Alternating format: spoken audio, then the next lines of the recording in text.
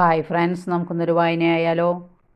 സഹനത്തിൻ്റെ അവസരങ്ങളിൽ നിൻ്റെ ശുദ്ധമായ മനസാക്ഷി കൊണ്ട് മാത്രം നിനക്ക് ശാന്തത കിട്ടിയെന്ന് വരില്ല.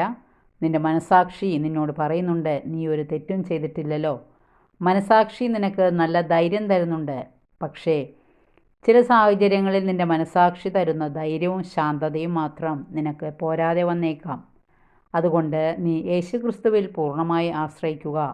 ഇങ്ങനെയുള്ള നിമിഷങ്ങളിൽ നിരാശയിലേക്ക് പോകാതെ നിൻ്റെ ബലവും ആശ്രയവും മനസാക്ഷി മാത്രമല്ല എന്ന് മനസ്സിലാക്കി യേശുക്രിസ്തുവിലേക്ക് തിരിയാൻ ശ്രമിക്കുക.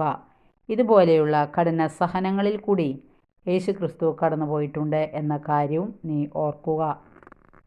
പ്രാർത്ഥിക്കാം. കർത്താവായ ഈശോയെ, മറ്റുള്ളവരാൽ അവഗണിക്കപ്പെടുമ്പോഴും അവരുമായി വഴക്കിടാൻ പോകാതെ ശാന്തതയിൽ അങ്ങയുടെ തിരുമുഖത്തേക്ക് നോക്കുവാനുള്ള കൃപ എനിക്ക് നൽകണമേ. ദൈവനാമത്തിന് മഹത്വം ഉണ്ടായിരിക്കട്ടെ. ആമേൻ.